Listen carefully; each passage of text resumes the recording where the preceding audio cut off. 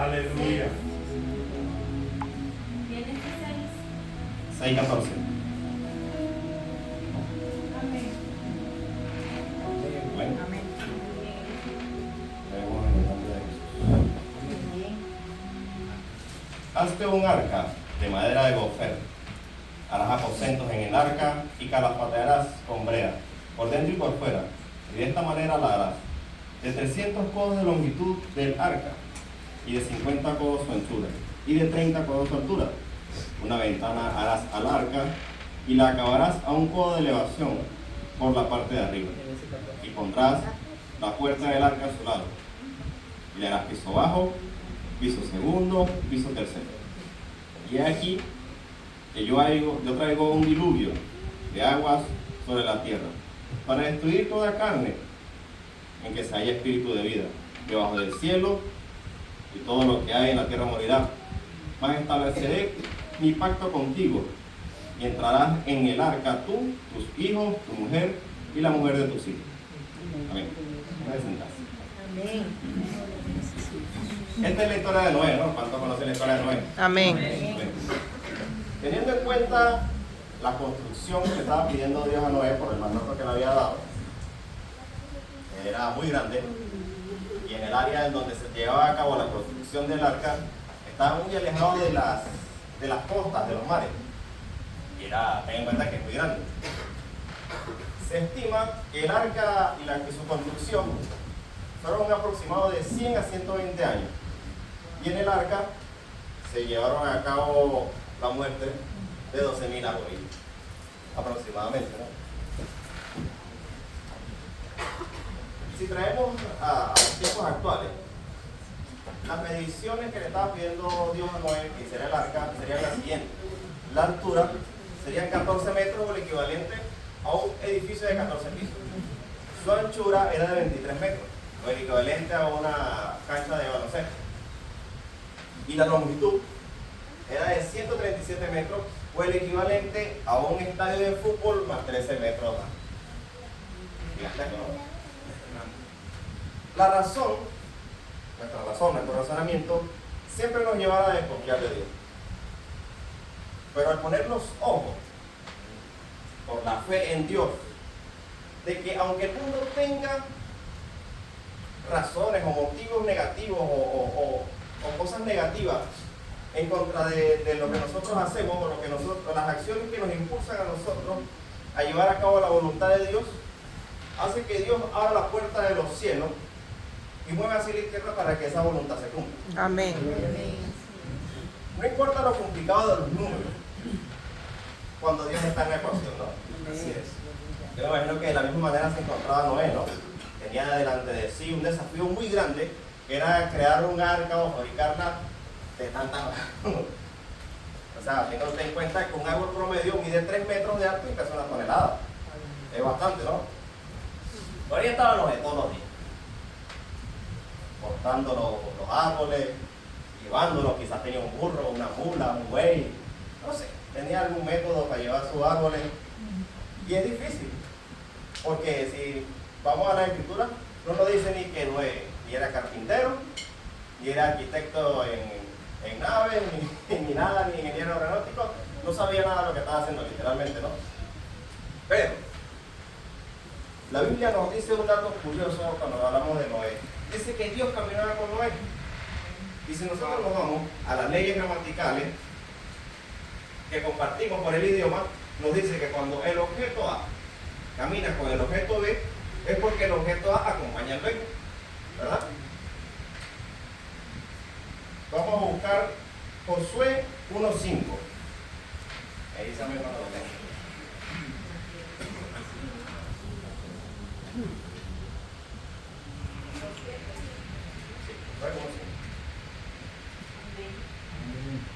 Aquí se cumple una palabra que fue escrita, o sea, Noé fue quizás siglos, milenios antes de que se dijera todo esto, ¿no?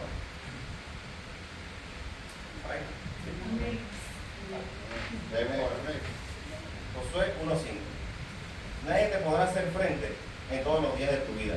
Como estuve con Moisés, estaré contigo, no te dejaré ni te desampararé. esfuérzate y sé valiente, porque tú repartirás a este pueblo por heredar la tierra de la cual juré a sus padres que le daría a ellos. Solamente esfuérzate y sé valiente para cuidar de hacer conforme a toda la ley que mi siervo Moisés te mandó. No te apartes de ella, ni a diestra ni a siniestra, para que seas prosperado en todas las cosas que emprendas. Nunca se apartará de tu boca este libro, sino que de día y de noche meditarás en él, para que guardes y hagas conforme a todo lo que en él está escrito. Porque entonces harás ¿qué? Prosperar. Harás prosperar tu camino y ¿qué? Y todo te saldrá bien. Mira que te mando que te esfuerces y seas valiente. No temas ni desmayes. ¿Por qué?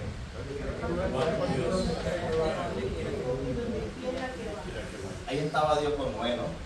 Mientras Noé estaba con el hacha por este lado, estaba Dios por el otro lado dándole también. Mientras Noé llevaba el tronco, el palo, lo que llevaba en el lomo, ahí estaba Dios con Noé, ayudándolo. Como dijimos, Noé no era carpintero.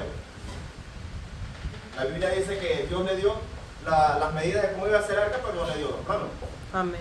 Pero sí le dio la sabiduría de cómo hacer las cosas. Amén. El carpintero fue viene, dice, bien duro, ahorita vamos a abrir comar, compramos las tablitas, lijadito, ya. Antes no, pues quitar la corteza, lienzo por lienzo, y fueron de 100 a 120 años de construcción. Bastante, ¿no? Pensemos también de que en esos tiempos la gente no conocía la lluvia, sino que conocían el rocío. Antes que vaya a sacar tomate, déjenme explicarle cómo así. Se cree. En Hebreos 11:7 dice lo siguiente. Ojo. Por la fe Noé, cuando fue advertido por Dios acerca de cosas que aún no se habían visto. Había cosas que no se habían visto en esos tiempos. ¿De qué están hablando? Con temor preparó el arca en que su casa se salvase. Cosas que no se habían visto, y Dios le dio dos directrices a Noé. Una que hiciera el arca y la otra que se salvara con su familia. Entonces, si Noé preparó el arca, ¿por qué dice que habían cosas que no se habían visto? ¿De qué estaba hablando? El agua. Vámonos aquí, todavía hay algo que lo explica mejor. En Génesis 2, el 4 a 6 dice lo siguiente. Estos son los orígenes de los cielos y de la tierra cuando fueron creados. El día que Jehová hizo la tierra y los cielos, aún no había arbusto del campo en la tierra, le había brotado hierba del campo, porque Jehová Dios no había hecho llover sobre la tierra, ni había hombre para que labrara el suelo. Pero subía de la tierra un vapor que regaba toda la superficie del suelo. ¿Qué es el rocío? Entonces en esos tiempos no había lluvia. Y si Noé escuchó de la palabra de Dios, o de lo que Dios le había dicho, que crearon un arca porque había un diluvio, ¿qué accionó ahí? La fe de Noé. En vez de que lo que había él escuchado, de lo que creyó él que había escuchado de parte de Dios era cierto. Claro que sí. Entonces, yo me imagino que lo ve en uno de esos días de la construcción, que fue a almorzar alguna cosa, que estaba ahí escroleando en el Facebook, vio que el vecino decía, puso en el vecino, los locos y sus cosas. En el estado. Y es difícil. Porque si nosotros nos ponemos a ver, es difícil, ¿no? Pero bueno, hay algo que actúa aquí que es la fe, ¿no? Y yo creo que Noé se tuvo que afirmar bien los pantalones, porque si tú ves que tienes que hacer algo tan grande, hermano, y no sabes ni cómo hacerlo ni por dónde empezar. Yo he hecho trabajo, cuando estaba en Panamá, que era plomero, me llamaban a hacer trabajo y a veces me ponía enfrente de lo que tenía que hacer, no sabía ni cómo empezar, ni por dónde terminar, ni nada. Pero uno poco a poco va poniendo una cosa. Yo me imagino que Noé fue haciendo las bases, fue abriendo el terreno, y poco a poco Dios le fue dando las directrices. Fíjense que la fe que tuvo Noé es muy grande. Dice aquí, dice que, y por esa fe condenó al mundo y fue hecho heredero de la justicia que viene por la fe. La Biblia no lo dice, pero bueno, aquí como estamos diciendo, que a lo mejor es viendo en el feed, yo que el vecino le estaba tirando puntas, y eso es bullying, ¿no? A los tiempos de ahora. Todo lo que tuvo que sacrificar Noé, despertarse temprano, así es.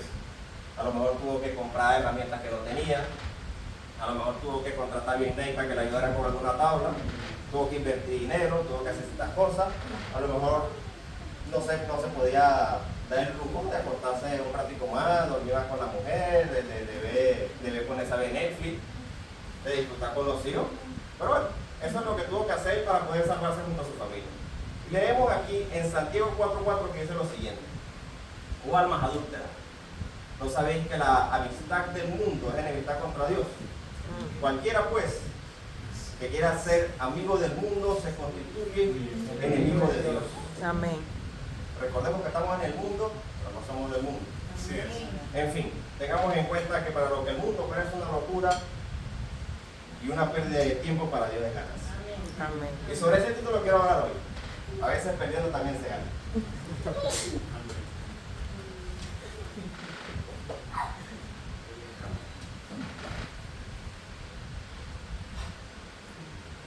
A veces nosotros, cuando discutimos con alguna persona, sabiendo que tenemos la razón, hay muchas veces que tenemos discusiones con personas que sabemos que tenemos la razón y por más que se lo explica a la persona no lo entiende.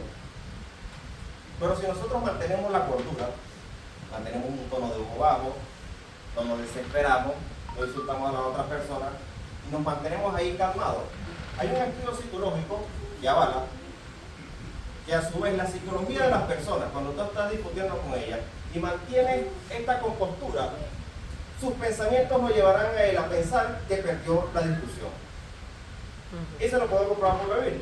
En Proverbios 15:1 dice: la blanda respuesta quita la ira, mas la palabra áspera hace subir el furor. Entonces, si nosotros nos ponemos a pelear con personas, que hay, depende del tipo de personas, hay personas que son humildes y reconocen cuando no están en lo correcto, simplemente lo aceptan y entienden. Pero hay personas que no. Hay personas que se ponen piqui para contigo. Y dice un dicho por ahí muy cierto, que la violencia es el arma de los que no tienen la razón. Así es. Entonces, cuando las personas comienzan a exasperarse y a pegarse y todo este tipo de cosas porque no tienen la razón.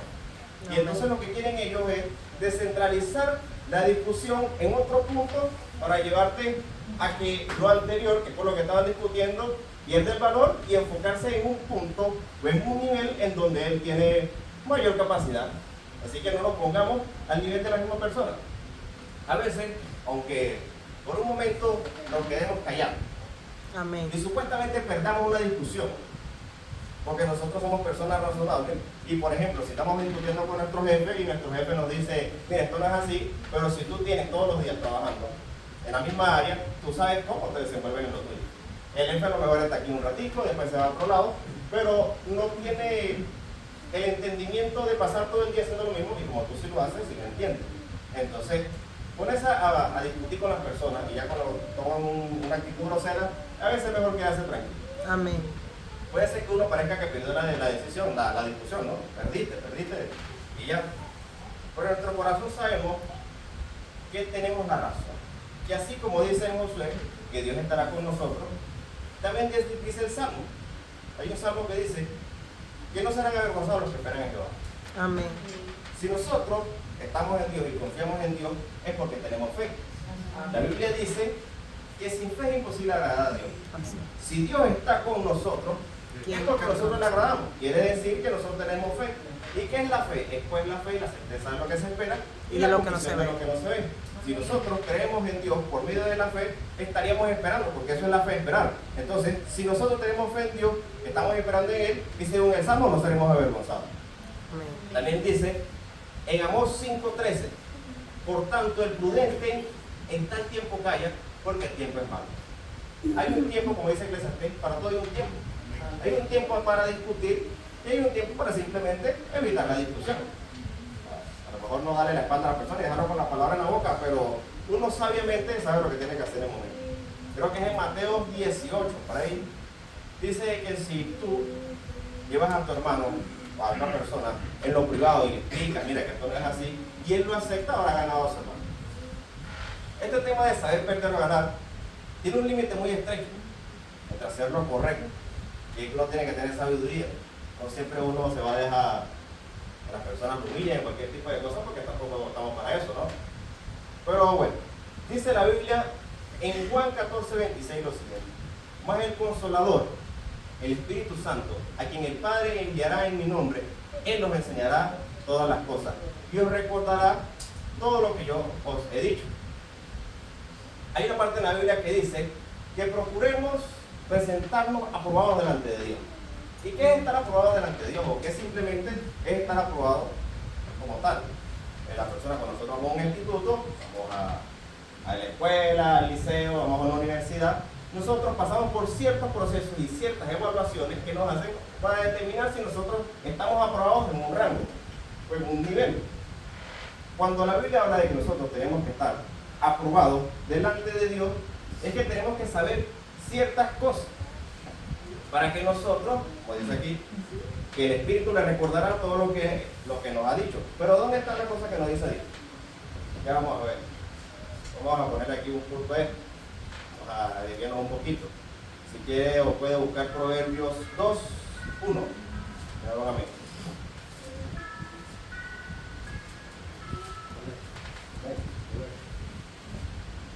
Hay que leer la Biblia, hermano. Hay que leer la Biblia.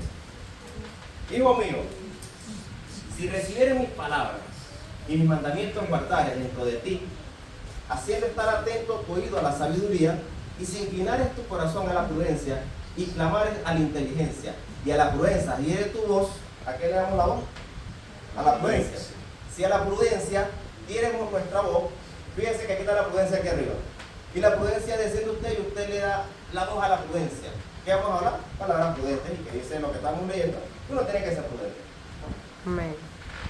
Si a la prudencia eres tu voz, y si te despertaras temprano en la mañana a orar y a leer la palabra de Dios, dice, y si como la plata la buscares y la escudriñares como a tesoro, entonces entenderás el temor de Jehová y hallarás el conocimiento de Dios. Amén. ¿Qué es exactamente lo que nosotros necesitamos? Amén. Recordemos que la Biblia dice, no solo del pan vive el hombre, sino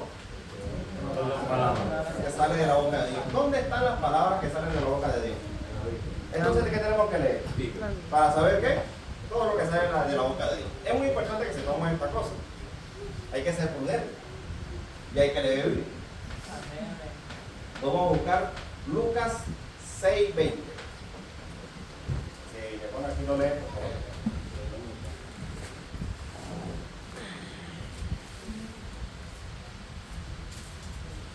Vamos a leer bastante Biblia hoy porque es bueno que busquemos eso que sale de la boca de Dios y no lo que sale de lo que yo pienso que podría decir. Lucas 6, 20. 20. Hasta el 20. Amén. Bienaventuranzas y alegres. Y alzando los ojos hacia sus discípulos decía, bienaventurados vosotros los pobres, porque vuestro es el reino de Dios. Bienaventurados los que ahora tenéis hambre, porque seréis saciados. Bienaventurados los que ahora lloráis, porque reiréis. Bienaventurados seréis cuando los hombres los aborrezcan y cuando os aparten de sí y os vituperen y desechen vuestro nombre como malo, por causa del Hijo del Hombre. Gozaos en aquel día y alegraos, porque he aquí vuestro galardón es grande en los cielos, porque así hacían sus padres con los profetas. Mas ay de vosotros ricos, porque ya tenéis vuestro consuelo. Ay de vosotros los que ahora estáis saciados, porque tendréis hambre. Ay de vosotros los que ahora reís, porque lamentaréis y lloraréis. Ay de vosotros cuando todos los hombres hablen bien de vosotros, porque así hacían sus padres con los falsos profetas. Amén. Vamos a leer aquí. Ay de vosotros cuando todos los hombres hablen bien de vosotros, porque así hacían sus padres con los buenos profetas. Yo no digo que esté mal que las personas hablen bien de nosotros, pero hay que tener cuidado. Hay que tener cuidado con la gente que hable bien de usted, examine eso. Porque al único árbol que le tiran piedras es el que tiene fruto. Y si la gente le tira florecitas en vez de tirarle piedras,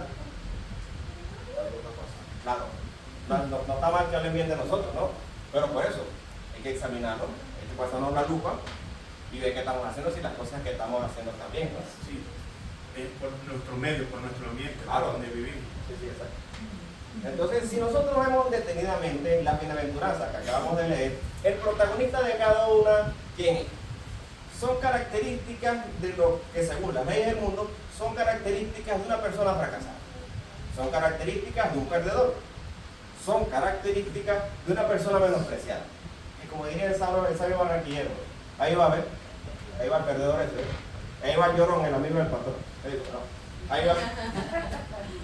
Ahí va que, ahí va el otro. Fíjense en esto. En general, una bienaventuranza está constituida por una expresión inicial del hebreo asre, que significa feliz, y del griego makarios, que significa dichoso. Asre, feliz, Macario, dichoso. Juntas se dice bienaventurado. Y es la calificación que se da a una persona cuando es digno de felicidad. Amén. Bienaventurado, digno de felicidad. Vas a ser digno de felicidad cuando estés llorando. ¿Cómo es eso? Está raro. Vamos a volver al principio, donde dice que la amistad con el mundo es la amistad con Dios. Entonces, ¿por qué Jesucristo nos dice a nosotros que nosotros seremos dignos de felicidad cuando padezcamos por estas cosas? Es un poquito difícil de entenderlo, ¿no? Pero mi hermano en Cristo, el apóstol Pablo nos da una respuesta en 2 de Corintios 4. ¿Por qué no, por favor?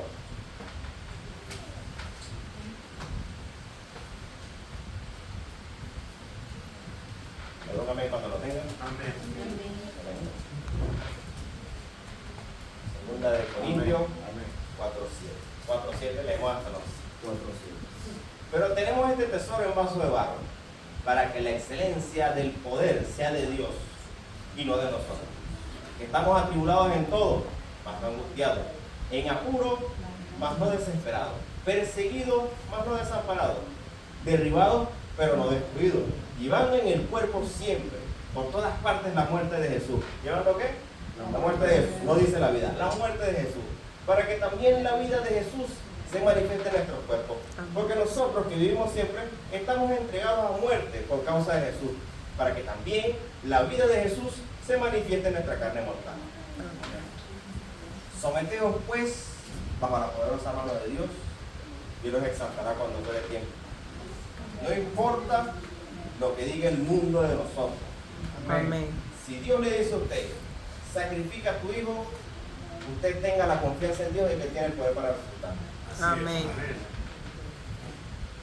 Cuando usted sea perseguido por la crítica, por las maldiciones, por lo que dice la otra persona, usted lo esté persiguiendo el alquiler, usted esté persiguiendo pagar el teléfono, la cuota del carro, usted simplemente extienda la mano sobre el mar y tenga la confianza que Jehová de los ejércitos soplará viento recio y dividirá el mar para que usted pase al otro lado con los pies secos. Tengo que confiar bastante en Dios. Si nosotros recibimos una instrucción de Dios, que vayamos al río Ebro en invierno y lo metamos 7 veces, vaya y métase las 7 veces y crea que Dios le dará la sanidad que usted necesita. Amén. ¿Amén o no amén? Amén. Hay que tener confianza en Dios.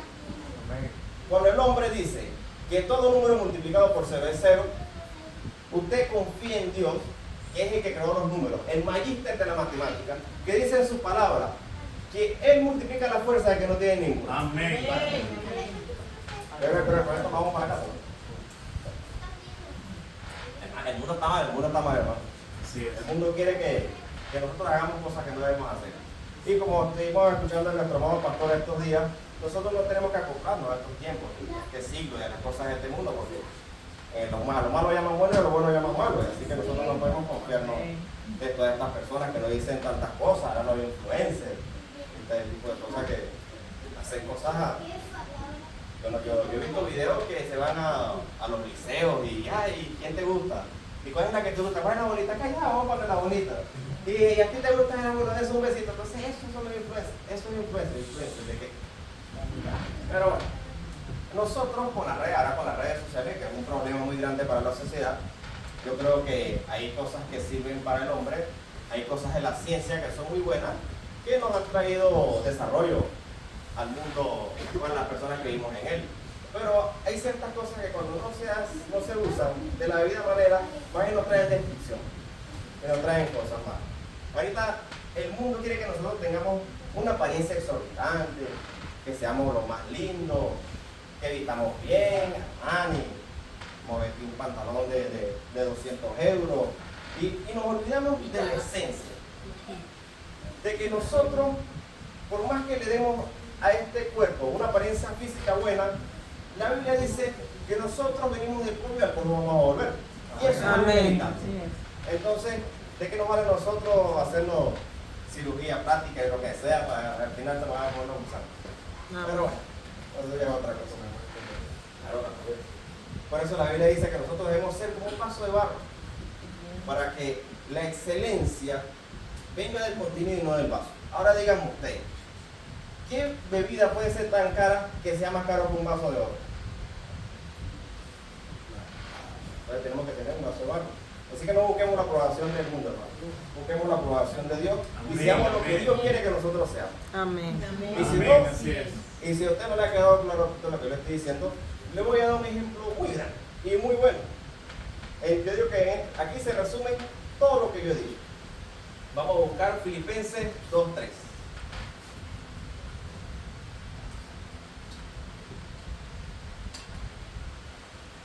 Le da un amén cuando lo tenga. Amén. 2, 3. Filipenses 2:3. Dale un aplauso a Dios.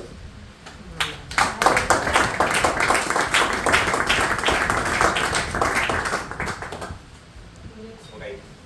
¿Ya lo tienen? Filipenses 2:3. Hasta el 11 vamos a leer. No hagáis nada por contienda o por vanagloria.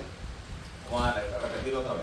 No hagáis nada por contienda o por vanagloria. Amén. Antes bien con humildad, estimando a cada uno, a los demás, como superiores al mismo, no mirando cada uno por lo suyo propio, sino cada cual por lo de los otros.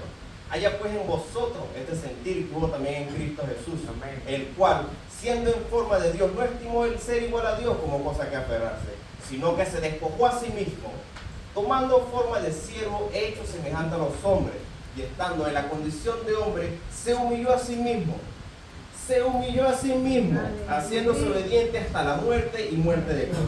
Por lo cual Dios también lo exaltó hasta lo sumo y le dio un nombre que es sobre todo nombre, para que en el nombre de Jesús se doble toda rodilla de los que están en los cielos y en la tierra y debajo de la tierra, y toda lengua confiese que Jesucristo es el Señor, para la gloria de Dios Padre. Amén.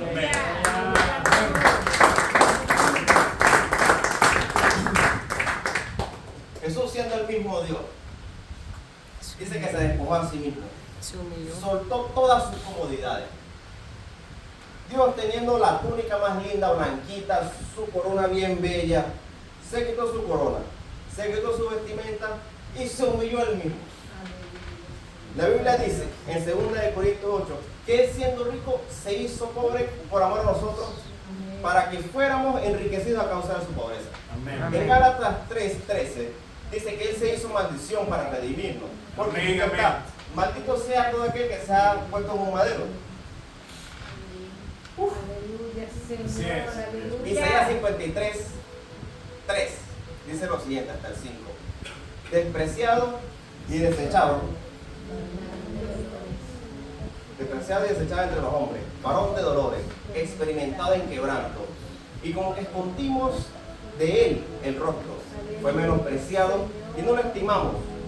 Ciertamente llevó él nuestras enfermedades y sufrió nuestros dolores, y nosotros le tuvimos por azotado, por herido de Dios y abatido. Mas él fue por nuestras rebeliones, más él herido fue por nuestras rebeliones, molido por nuestros pecados. El castigo de nuestra paz fue sobre él, y por su llaga fuimos nosotros curados. Amén. Aleluya. ¿Y qué alcanzó Jesucristo con todo esto? Tengamos en cuenta de que Jesucristo, a veces hay personas que dicen, no, que Jesucristo murió por nosotros. Sí, ¿qué le pasó? Le dio un puñal en el pie y se murió. No. Jesucristo fue azotado, lo escupieron, lo Humillado. golpearon, lo desnudaron, le pusieron una corona de espinas en su cabeza. Después que le hicieron todo eso, que fue azotado, que estaba molido, la Biblia dice que él era una sola llaga, porque todas las heridas estaban unidas. Estaban él no abiertas. solo del pie a la cabeza ensangrentado, porque es que nosotros vemos a los que han tenido la oportunidad de ver la pasión de Cristo, ven a Cristo rasguñado y todo este tipo de cosas, pero, o sea, usted se corta en su casa picando un tomate y el sangrero es grande. Imagínense ahora tener heridas en todo el cuerpo. Cuando nosotros perdemos tanta cantidad de sangre, el cuerpo no es el mismo, porque el oxígeno no llega a los músculos, no tenemos la misma fuerza. Y tenga usted en cuenta que iba Jesucristo por la cruz, Aleluya, Señor. por la muerte de nuestros pecados, para redimirnos. Aleluya. Camino al Calvario para hacerse maldición, Aleluya, Señor. empobrecido para que nosotros seamos ricos. No estaba perdiendo él, no perdió él ¿cómo te digo? La fuerza de Dios, de ser una persona respetable. Y ahí estaba Dios dando su vida por nosotros. Y dice la Biblia que nosotros estuvimos por azotados, por heridos. La gente no quería querer a Dios, quería querer a otra persona. Y le escupían y por la calle lo pateaban y a lo mejor lo seguían maldiciendo. Pero ¿qué alcanzó Jesús con todo esto? Isaías 53:10 hasta el 12 dice lo siguiente: con todo esto Jehová quiso quebrantarlo, sujetándole a padecimiento. Cuando haya puesto su vida en expiación por el pecado, verá el linaje, vivirá por largos días, y la voluntad de Jehová será en su mano prosperada. Verá el fruto de la aflicción de su alma y quedará satisfecho. Por su conocimiento justificará a mi siervo, justo a muchos, y llevará las iniquidades de ellos. Por tanto, yo le daré parte con los grandes, y con los fuertes repartirá sus despojos, por cuanto derramó su vida hasta la muerte y fue contado con los pecadores, habiendo él llevado el pecado de muchos y orando por sus transgresores. Cuando Jesucristo estaba en la cruz, te dijo: Padre, perdónalos porque no saben lo que hacen. Él siendo el mismo Dios y viendo que estaba muriendo por la misma, él estaba muriendo por los mismos que lo estaban azotando. Él no se rebeló contra Dios, y viendo también que le dijeron, si tú eres el Hijo de Dios, bájate de la cruz. Vemos que cuando Pedro desenvaina su espada y le arranca la oreja al otro, que dijo: pero si yo llamo a mi padre, él no quiere una legión de ángeles. Y él podía pedirle a Dios que enviara entonces una legión de ángeles y lo bajaran de ahí. Sí. Pero él sabía a lo que venía. Amén. Él tenía que perder para poder ganar nuestra vida. Amén. Aleluya. Hermano, los satánicos, que el Señor reprenda al diablo, Amén. cuando reclutan a otras personas, le dicen lo siguiente: si nosotros tenemos un cuadrilátero aquí y montamos a dos personas y uno sale de pie y el otro sale muerto, ¿quién ganó? Según el que sale de pie, ¿no? Pero la Biblia dice: y conoceréis la verdad y la verdad os hará libre. Dele gracias a Dios porque usted conoce la verdad. Amén. Dice la Biblia que Jesús es el camino, la verdad y la vida, y nadie va al Padre sino por él. Jesucristo es el alfa y el omega, el principio y el fin. Aleluya. Jesucristo dijo: nadie me la quita, sino que yo de mí mismo la pongo. Tengo el poder para tomarla, para ponerla, y tengo el poder para volverla a tomar. Y este mandamiento residía en mi Padre. Así fue que la supuesta derrota que el enemigo había causado se convirtió en la gran victoria, en la máxima victoria en la mano de Dios. Amén. Amén.